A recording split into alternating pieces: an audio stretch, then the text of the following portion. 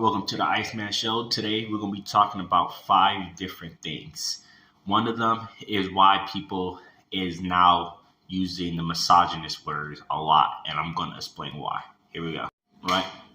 So people use this misogynist word a lot. Right? They target Andrew Tate for it. They charge a whole lot of celebrities with this misogynist word. And let me tell you why. It's like a game. It's a trapping game. It's for the women. It's in their favor. So it's a good thing for y'all. But it's a bad thing for us. And the reason why is because if a man tries to speak out about the real life, the reality, to wake other men up, and once the government has got a hold of the video, once make sure it's the people who runs this shit got the video, they're going to try to shut you up. They're going to try to shut you up because they don't want you to spill the beans. That's something that they don't want the whole world to find out. So they're going to find every reason, whatever that comes out your mouth, they're going to twist it to try to make you look like the villain. So I'm going to use Andrew Tate because that's my guy. I'm going to use him for example. He was saying some real shit, right, about the government, about how things run. As soon as he started talking about women, but saying the right shit, but he was just saying it like in a harsh way. But he was talking like expressing freedom of speech.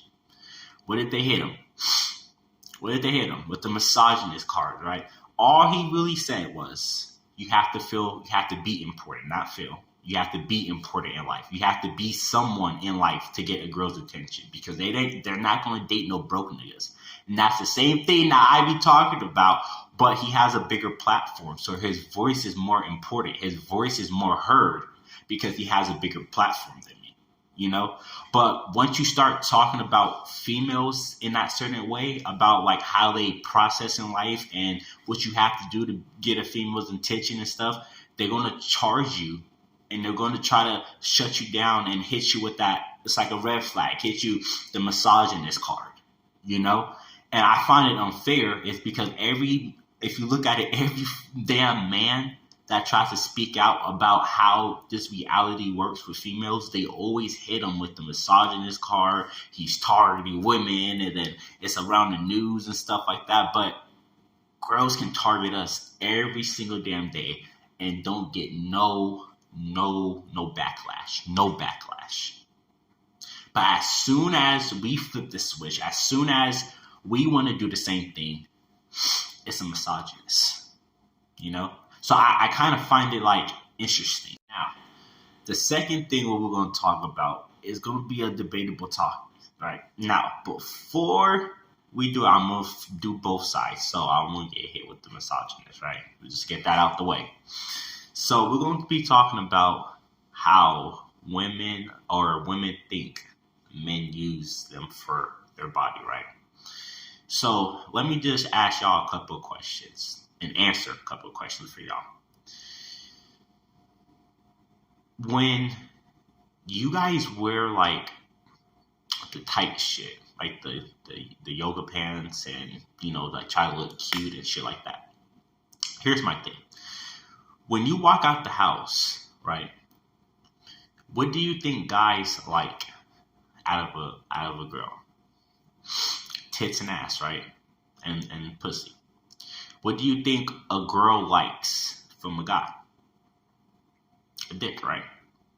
So when you walk out the house and when you are exposing them to the point where it gets a guy's attention, I feel like girls use it as to get mad, but they should use it like, damn, you know, like, damn, that nigga looked at me, you know, like it should make you feel that way.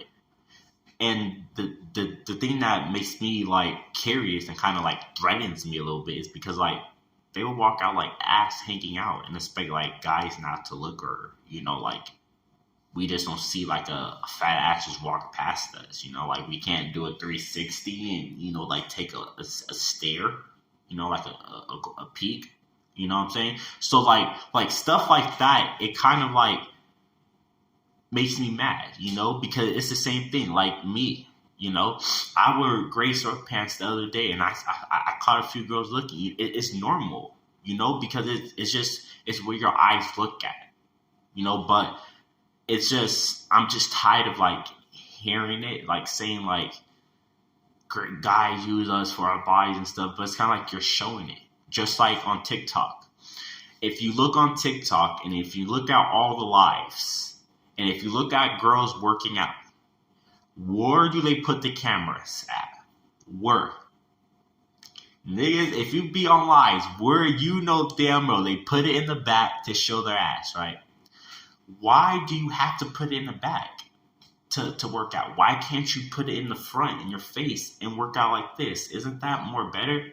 But you get the views if you go back there and guys stare at your ass, or whoever, the whole US stares at your ass, So that's my whole opinion on that. But it's just kind of weird. It's weird. Okay. And the third thing, some advice is to never change for a woman. And here's why. God made you who you are for a reason. You have a purpose on this earth. There's no reason why he put you on this earth and you don't have a purpose. You have a purpose.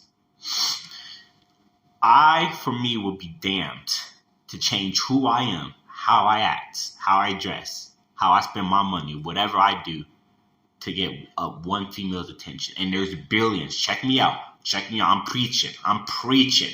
There's billions of other people in this planet that you is living in, and that you see thousands of other beautiful girls, probably 10 times, 20 times better than her, that you walk past, and you're going to change who you are as a character just for one person.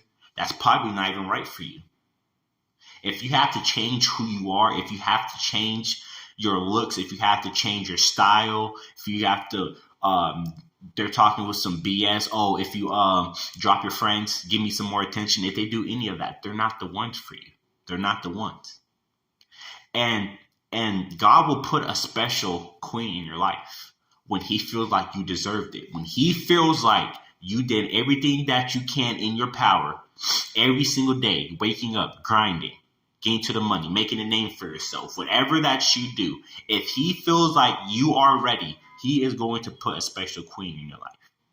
But as soon as you get impatient, as soon as you get desperate to, I need a female. Oh, it's on my mind. Then that's when you're going to get fucked over. You got to let God do his work.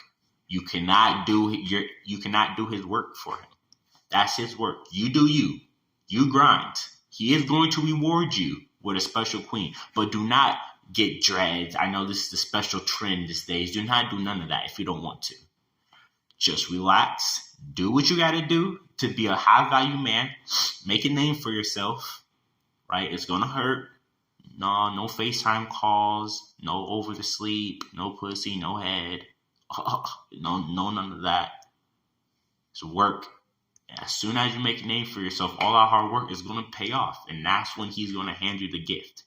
But just know something. You will never get nothing for free. It's just like the store. You is always going to have to pay for something. It's always a cause and effect to it.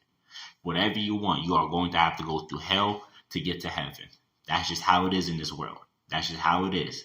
And that's something that you have to face in the inside.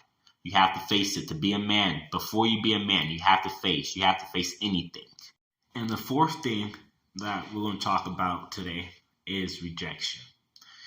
When you get rejected, it actually should trigger you, but it should motivate you at the same time.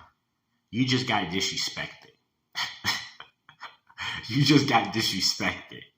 And I don't know, but like when I get disrespected, it's personal, And like it inspires me to be somewhere in life. Like it inspires me to be a billionaire one day. It inspired me. All the times someone called me ugly, this is what your mindset should be. All the time someone called you ugly, all the doubters, everything like that. It should just motivate you. It should be like a match in a fire. It should just light you up. Because you are always going to have some girls that just don't find you attractive, and that's fine. Some girls find me attractive, some girls don't, and that's perfectly fine because that's your opinion. I don't think every girl's attractive. Some girls is ugly as shit, you know. But it's my opinion, you know. So I think a rejection should never be that deep, where it should be like in the room, crying, eating ice cream, crying and stuff like that. It's not even worth it, bro. It's not even worth it. Because, like I said, there's billions, trillions of other females out here that might find you attractive, that might give you a chance, that might boost in your life a little more, you know? So, a rejection should never be that deep. You know, you should never be crying over a female that don't like you back, especially if you guys never dated. What you crying for? There was never no love connection in the first place. Why are you crying? You know, there is no need for you to cry.